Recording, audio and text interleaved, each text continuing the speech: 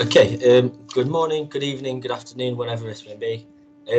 I'm going to look at today some SUVAT equations. So the main aim of this is to introduce SUVAT equations and then also maybe go through an example of how they're used. So hopefully you should be able to see my screen. So I don't have anything on here yet, but essentially a SUVAT equation is an equation which we use when we have a constant acceleration. That is absolutely awful. They were supposed to be straight lines, so please forgive me for that. I'm just going to actually draw straight lines. So whenever we have a velocity time graph and our acceleration is constant, we start off, and hopefully this is going to work. So we start off and we have something that looks like this, where we have a velocity time graph. So this is our time going along the bottom, this is our velocity. And what happens is we have some object moving at constant acceleration. We know it's constant acceleration by this line being straight, and they have an initial velocity of something here which we're not quite sure of, and we have a final velocity which is what they finish off. And this happens in some time period which I'm just going to call t. Okay, I'm just going to make it full screen. So this is what we're going to be looking at today, and there are two SUVAT equations that we can get straight from looking at this. The first one we should notice would be a 4-hour acceleration, and we know that the acceleration is going to be equal to the gradient of this line. And to work out the gradient of the line, it's the difference in our y values divided by the difference in our x. Well, the difference in our y value is v subtract u,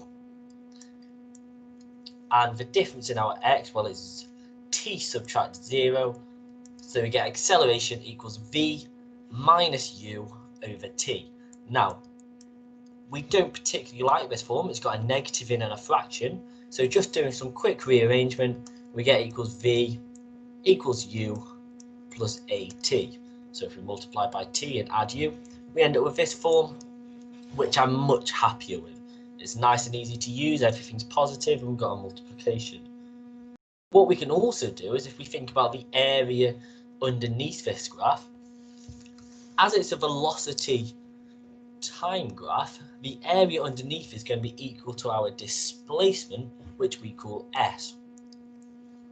So when we work out the area of this graph, we're going to have some sort of trapezium where our parallel sides are length u and length v.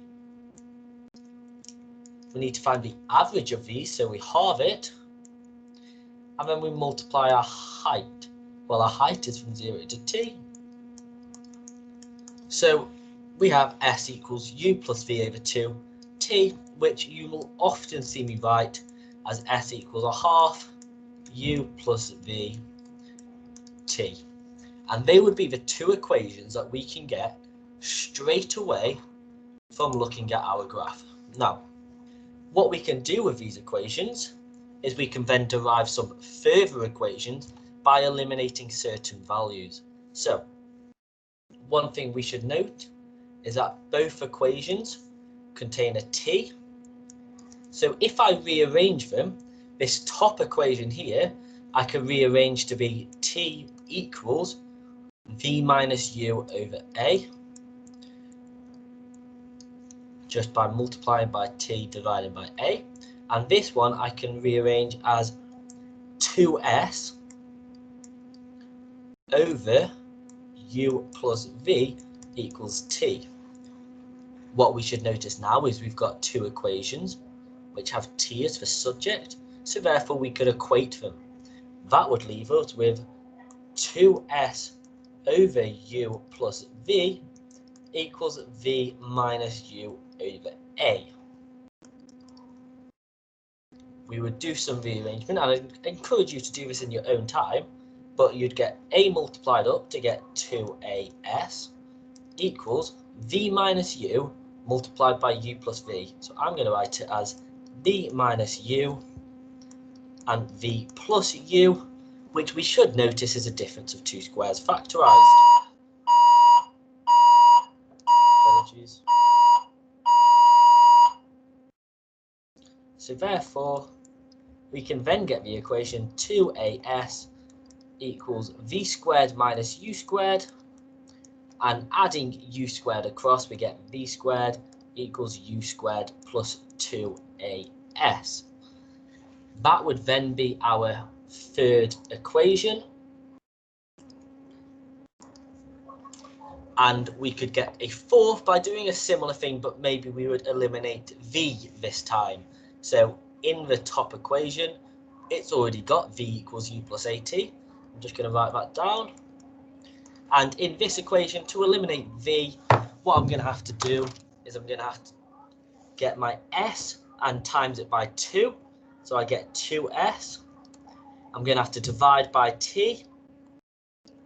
And I'm also going to have to subtract u. That will be this equation with eliminating v is going to be equal to u plus at. And what we should notice, we need to add u onto both sides. So therefore we get 2u. So 2s over t equals 2u plus at.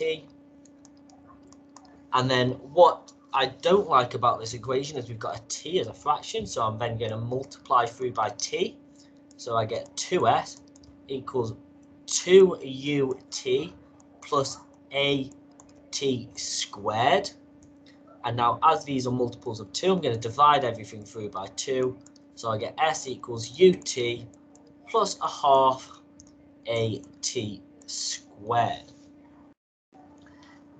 That would be another one of our equations, and if I'm being completely honest, they would be the main equations we would use, these four. It is very rare that we use the other one and this one here. So thank you for watching this.